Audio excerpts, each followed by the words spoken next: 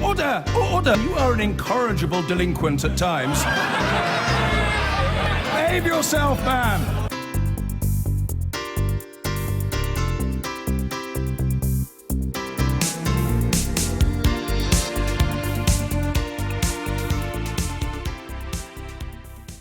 Hello, good evening from Capitol Hill in Washington, where the Foreign Secretary Philip Hammond, here to hold talks on Syria with the Secretary of State John Kerry, has confirmed to Newsnight that he'd like to see a House of Commons vote on airstrikes in Syria go ahead, a vote he now thinks is deliverable.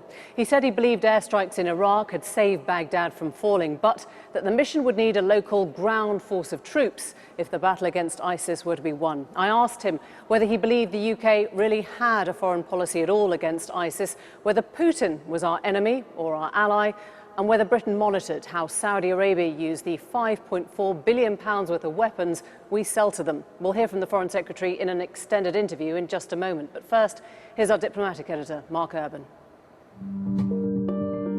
There are pictures of bodies with symptoms consistent with that of nerve agent exposure. Our allies in the Middle East, like Saudi, Emirates, Qatar, Kuwait and others, cannot take military action. Why does it fall on us yet again?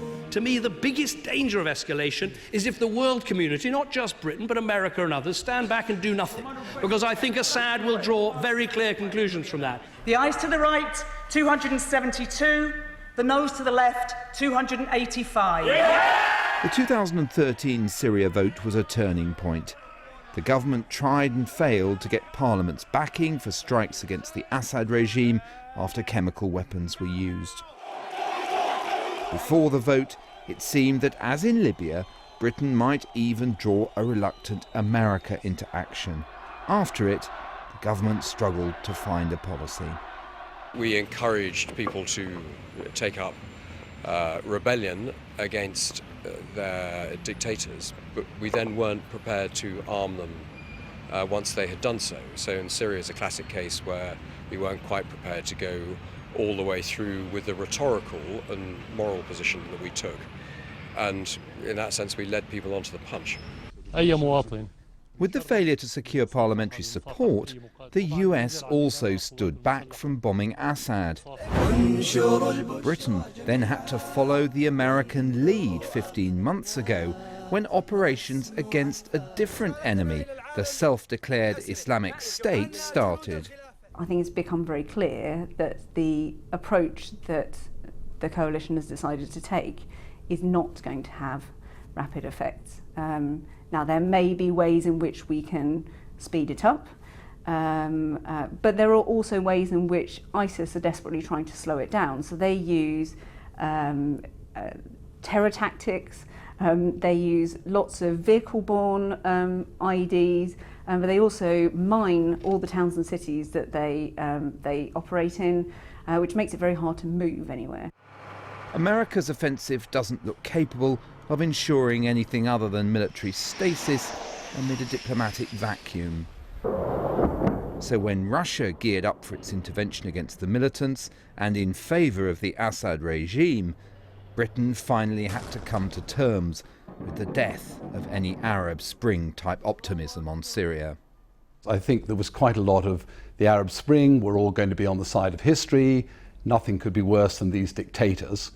And what we found for a lot of people are things, for many people, are worse than some of these dictators. It's, it's a Hobbesian world there in Libya and Syria and Iraq. It's absolutely ghastly. Russia's intervention has at least been the catalyst for a new diplomatic negotiation.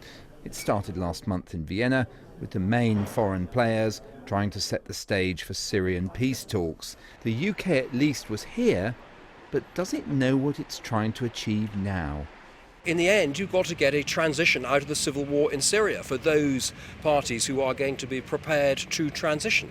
That is not going to include ISIS and other Islamist rejectionists who are going to try and impose their version of the world on others. But it should include the Syrian regime. It should include the Syrian opposition. There is within the Vienna 9 points that came out nearly 2 weeks ago now, there is the basis of an agreement.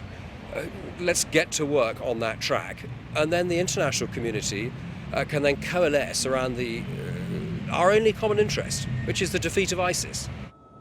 The Syrian civil war has been so violent and complex that British policymakers have struggled to find convincing answers, and all against a backdrop of uncertainty about whether their nation still wants great power status or overseas military entanglements. I've been getting away with